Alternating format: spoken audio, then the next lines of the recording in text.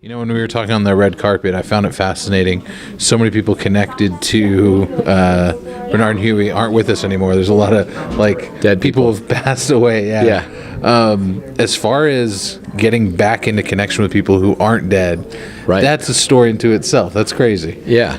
Can you tell us how you figured out how to get the property and everything connected to it? So the last film I made, which was called Between Us, which was an adaptation of an off-Broadway play, hit off-Broadway play, tonally that was very much influeed by Carnal Knowledge, the great 1971 Jack Nicholson film directed by Mike Nichols, and with Art Garfunkel, Candice Bergen in it, and so that had been an influence on us. And so while I was in post-production on Bernard on Between Us, I thought, I wonder what happened to the guy who wrote Carnal Knowledge. I knew it was directed by Mike Nichols, but it was written by Jules Feiffer, and I knew a little bit about him. I knew he had been a cartoonist for the Village Voice and an illustrator. He did the illustrations for Phantom Tollbooth and a writer and a playwright.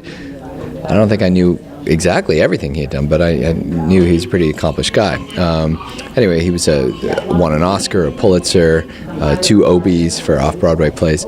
Anyway, so I just Googled him. I was like, I wonder if the guy's still around, alive, whatever. And I read this nice interview with him in the Chicago Sun-Times, said he was living out in the Hamptons,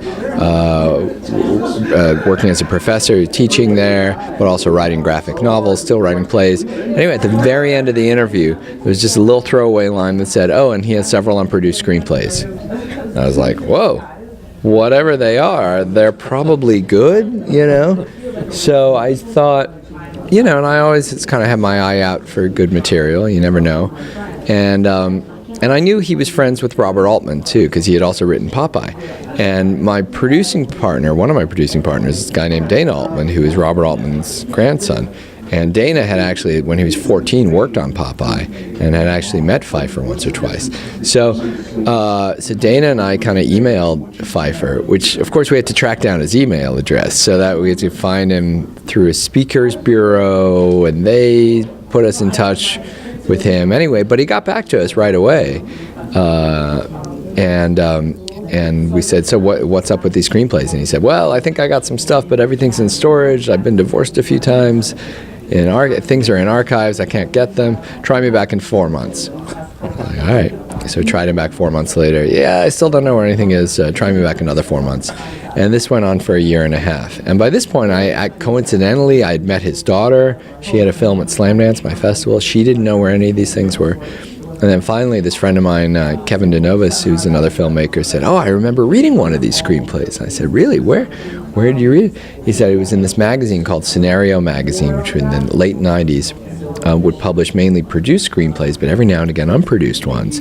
And so he said, I remember reading one of these in Scenario Magazine. I said, well, where's your magazine? He said, well, I just got divorced. They're in storage. I don't know where anything is.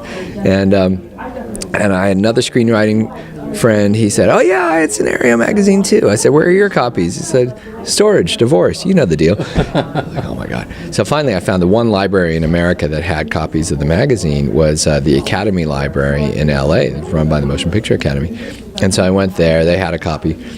And so I read the screenplay there, and I also had a little article explaining the backstory to the script, that it was based on these cartoons from 1957, and then also cartoons that Feiffer had done for Playboy magazine from 82 to 86 or 85, and then he was commissioned by Showtime to write the screenplay, but the week he turned it in, they changed ownership and started doing boxing and stand-up comedy or whatever they were doing in the 80s. And so they never paid him for it. And then he and a producing partner tried to sell it as a studio film and just had no luck with it. And then it just collected dust ever since. So that's when I called Jules, and he said, Scenario Magazine, Bernard and Huey, that's the one. He said, but I think my assistant sent them an abridged version of the script. What you read may not have been the full version. And I said, where's your assistant? Maybe she has an old floppy disk. She's dead. Oh my God. And I said, what about your agent? Must have a copy. He's dead. Your lawyer, no longer among the counted. He is dead. And but then this producing partner that he had in the 80s, a guy named Michael Brandman, we tracked him down. His name was spelled wrong in the article, but Jules knew how to spell his name. We tracked him down. He was still alive, still married. He looked through his archives, it took him a few weeks, and he found hard copy of the script, and then a few months after that, I realized that Jules had donated some of his archives to the Library of Congress. Forgotten about that, so I sent a buddy in D.C. to the Library of Congress, and he found the original handwritten copy of the script, and that was because Jules always never learned to type because he always had the dead assistant to do the typing for him. So anyway, that's how we found the script. That's insane. Yeah. So I've got to ask then, I know we talked last night about how kind of perfect Jim and David are for the roles. They look like it. Exactly. But you had an open casting call. You're looking for anybody and anyone. Yeah.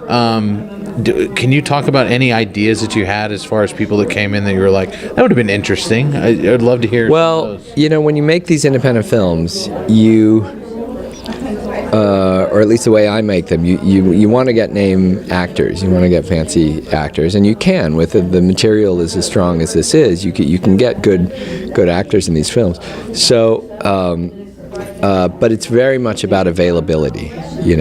If an actor's been on a TV series and they've made money, they can afford to do an independent film, and if they're available, you can get them. But they're not going to clear their schedule to work for $150 a day or whatever it was we were paying them. So it largely comes down to availability, and so you spread the word out to the agents and the managers, the big Hollywood people, and you say, you're making this movie, and we have a start date.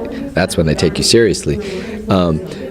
But then you tell me who's available, and then they pitch people to you, which is great because then they're vested in it a little bit more than if you just go to them and say, get me Tom Cruise, and they're like, yeah, get him yourself, So, but that's not going to happen. So, as a director, you have to keep a very open mind because you're like, well, maybe I can get this person who is my first choice, but chances are I won't get my first choice. Chances are I won't get my fifth choice. So I'm not even going to make a list of choices. I'm just like, whoever we can get, if they're right for the part and can do the performance, then we will get them. And so that's where Keckner's name was pitched by his agent, and kind of early in the process, and we didn't reach out to him at first.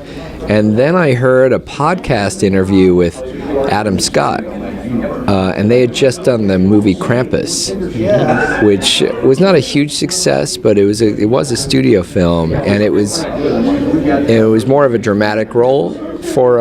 It's kind of a horror comedy, but Adam Scott, who I knew a little bit and kind of respected his opinion, he was saying how great Keckner was in that movie and working with him, and so that kind of like stuck with me, and then we went out to Keckner. But look, at one point for Bernard, we made an offer to Don Cheadle, who doesn't look a lot like Jim Rash, but and we never heard back from Cheadle even. So for all I know, he still wants to be in the movie.